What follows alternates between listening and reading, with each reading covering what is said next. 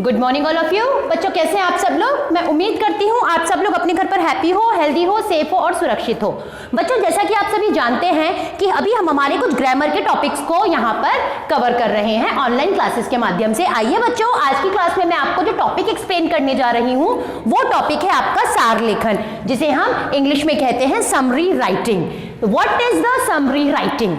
Summary यानी बहुत सारी लंबी चौड़ी कही गई बातों को हम जब बहुत कंसाइज करके बहुत छोटे छोटे रूप में, यानी अगर वो शब्द जो वो पूरा का पूरा पैराग्राफ है, अगर वो 250 से 300 शब्दों का है और अगर उस पैराग्राफ को मैंने 50 वर्ड्स में, 60 वर्ड्स में, मैक्सिमम टू मैक्सिमम 80 वर्ड्स में अगर लिख दिया है तो that is called summary writing. यानी कि समरी राइटिंग का मतलब होता है किसी गद्यांश में या अनुच्छेद में यानी पैराग्राफ में कही गई बात को संक्षिप्त यानी कि कंसाइज करके, कम करके अपनी भाषा में लिखना।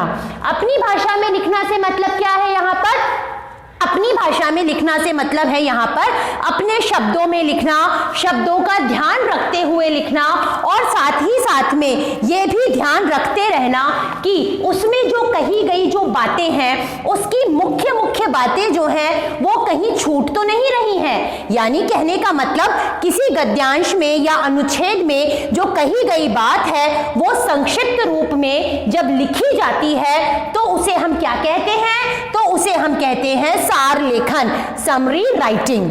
अभिव्यक्ति तथा भाषा क्षमता का विकास, यानी समरी राइटिंग का एक सबसे अच्छा प्लस पॉइंट ये है कि इससे हमें अभिव्यक्ति यानी हमारी जो एक्सप्रेशन करने की जो क्षमता होती है, हमारा जो वर्ड पावर बैंक होता है, यानी हमारा जो शब्दकोश होता है उसकी अभिव्यक्ति एक तो वो बढ़ती है, दूसरा हमारी भाषा क्षमता यानी कि हमारी एक्सप्लेनेशन स्किल्स का जो है वो विकास होता है। हम जितना अच्छे तरीके से किसी चीज को एक्सप्लेन कर सकते हैं, हम अभिव्यक्ति की क्षमता को, हम भाषा की क्षमता को विकसित करके ये कार्य कर सकते हैं। हमें अब जब भी कभी हम सार लिखते हैं या हम कभी भी जब हम समरी लिखते हैं किसी भी चीज की, तो हमें महत्वपूर्ण तथ्य यानी जो उसके पर्टिकुलर जो मेन जो एस्पेक्ट्स हैं, उसके जो मेन पॉइंट्स हैं, उसके जो मेन लाइंस हैं, उसको हमें रेखांकित कर लेना चाहिए। उसको हमें क्या कर लेना चाहिए? उसको हमें सर्किल आउट कर लेना चाहिए, अंडरलाइन कर लेना चाहिए।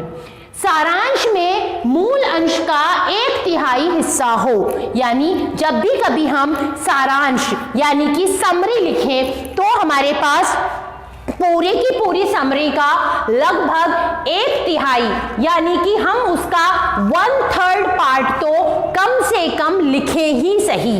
यानी सारांश में मूल अंश का 1/3 पार्ट होना बहुत जरूरी है।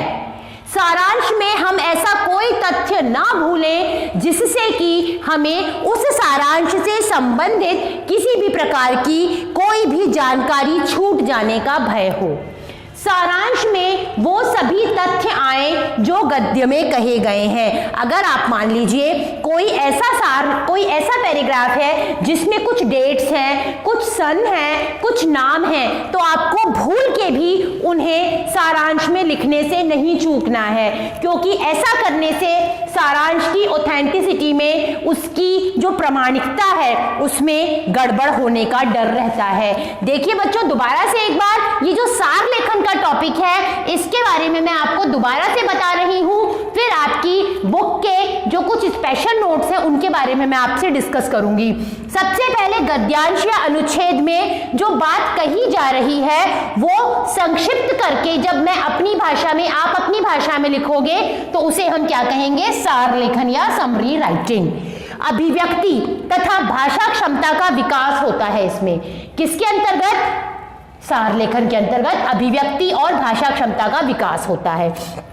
तीसरी सबसे जरूरी बात है कि हमें महत्वपूर्ण तथ्यों को रेखांकित कर लेना चाहिए, यानी जो महत्वपूर्ण तथ्य हैं, जो महत्वपूर्ण बातें हैं, हमें उसका ध्यान रख लेना चाहिए।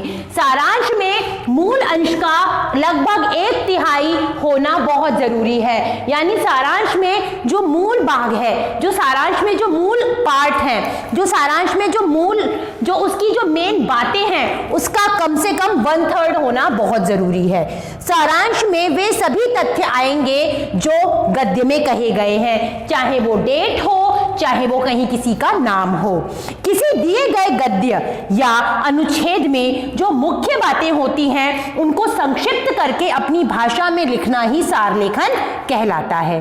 सार लेखन किसी भी पठित गद्यांश का हो सकता है तथा अपठित अंश का भी। यानी सार लेखन जो है वो पढ़ा हुआ भी हो सकता है आपका, और हो सकता है वो बिना पढ़ा हुआ भी हो। सार लेखन किसी पठित गद्यांश का भी हो सकता है और अपठित अंश का भी। छात्रों का भाषा पर कितना अधिकार हुआ है, वो किसी अंश को पढ़कर उसे कितना समझते हैं, और इसकी सबकी जानकारी के लिए अपठित गद्यांशों को सार लेखन के लिए दिया जाता है। यानी बच्चों, आप किसी चीज को कितना समझ पाए हो, वो आपके मेंटल लेवल पर जाकर कितना आपको फ्रूटफुल प्रोवाइड करवा रहा है, कितना अच्छे तरीके से वो आपको समझ में आया है, आपकी भाषागत क्षमता कितनी विकसित हुई है, इन सब चीजों के बारे में हमें सार लेखन से पता चलता है। छोटे बच्चे किसी गद्यांश में कही हुई बातों को प्राय एक साथ ध्यान केंद्रित नहीं कर पाते, अतः अपठित पद्यांश और गद्यांश के माध्यम से उनमें ये प्रैक्टिस डेवलप की जाती है। अतः अपठित गद्यांश को पढ़कर बच्चों में, यानी आप लोगों में जो है, आप लोगों की जो भावनात्मक क्षमता है वो बढ़ती है, आप लोगों का ज्ञान भंडार बढ़ता है, आप लोगों को मात्रागत अशुद्धियों को कम करने में मदद मिलती है। इसीलिए आपको जब भी कभी आप सार लेखन करें तो आपको कुछ महत्वपूर्ण बातें ध्यान में रखनी चाहिए। पहला, आप गद्यांश को 2 से 3 बार अच्छी तरीके से पढ़ो। वो छोटा सा गद्यांश जब आप 2 से 3 बार लगातार पढ़ोगे तो आपको उस गद्यांश की जो अच्छी जो मेन बातें हैं वो समझ में आएंगी। फिर उसके बाद जो भी महत्वपूर्ण बातें कही जा रही हैं उसको आपको पेंसिल से अंडरलाइन कर लेना चाहिए, क्योंकि जब आप पेंसिल से अंडरलाइन करोगे तो उस पेंसिल अंडरलाइन से आपको समझ में आएगा कि इस टॉपिक की मेन बातें कौन कौन सी हैं। प्रश्नों के उत्तर गद्यांश में आई बातों के आधार पर ही होने चाहिए, अपनी ओर से कोई बात नहीं लिखनी चाहिए। सारांश में मूल अंश का 1/3 पार्ट होना जरूरी है। समस्त गद्यांश को पढ़कर उसका केंद्रीय भाग, यानी कि समस्त गद्यांशों को पढ़ने के बाद उसकी जो मेन मोटिव जो बातें हैं उसका हमें अच्छी तरीके से ध्यान रखना चाहिए, समझने की कोशिश करनी चाहिए। चाहे प्रश्नों के उत्तर सारांश या अपनी शब्दावली में ही आप लिखें, लेकिन आपको लिखने जरूर चाहिए। यानी प्रश्नों के जो उत्तर हैं वो आप अगर अपनी भाषा में भी लिख रहे हो तो भी आपको उन प्रश्नों के उत्तरों को बहुत अच्छी तरीके से लिखना होगा, क्योंकि जब आप उन्हें बहुत अच्छी तरीके से लिखोगे तो ही आपका सार लेखन जो है वो बहुत इफेक्टिव बन पाएगा। तो आइए बच्चों, मैं एक बार आपको फिर से रिवाइज कराती हूं कि सार लेखन क्या होता है। सबसे पहले सार लेखन जो है वो आपसे पढ़ा हुआ भी हो सकता है और आपका बिना पढ़ा हुआ भी हो सकता है। दूसरी बात, सार लेखन में किसी गद्यांश में अनुच्छेद में कही गई बात को जब आप संक्षिप्त करके अपनी भाषा में लिखते हो तो उसे आप सार लेखन कहते हो। अभिव्यक्ति तथा भाषा क्षमता का विकास होता है सार लेखन के अंतर्गत, जिसमें कि व्यक्ति या बच्चा कोई भी अपनी भावनाओं को, अपनी अभिव्यक्ति को पूर्ण रूप से वहां पर प्रस्तुत करता है, भाषा क्षमता का विकास करता है। महत्वपूर्ण तथ्यों को आपको हमेशा रेखांकित कर लेना चाहिए, क्योंकि जब तक आप महत्वपूर्ण तथ्यों को रेखांकित नहीं करोगे आप अच्छी तरीके से सार लेखन नहीं कर पाओगे। सारांश में मूल अंश का 1/3 हिस्सा होना जरूरी होता है। यानी जब आप सार लिखें, जब आप सारांश लिखें, जब आप समरी लिखें तो उस समरी का यहां पर 1/3 यानी 1/3 होना बहुत बहुत जरूरी है।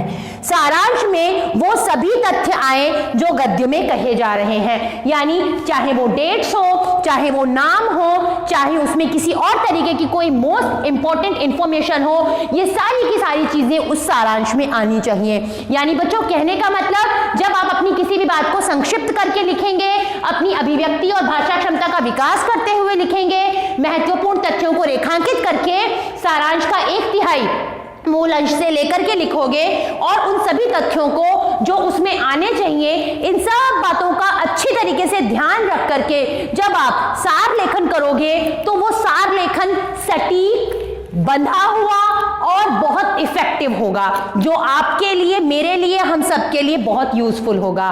तो बच्चों मैं उम्मीद करती हूं कि आज का जो ये टॉपिक है सार लेखन, ये आपको समझ में आया होगा और मेरे द्वारा दी गई जानकारी से आप संतुष्ट हुए होंगे। तो बच्चों जब तक कोरोना का ये चक्र नहीं टूटता है तब तक अपने घर में रहिए, सेफ रहिए, सुरक्षित रहिए। Thank you and have a nice day.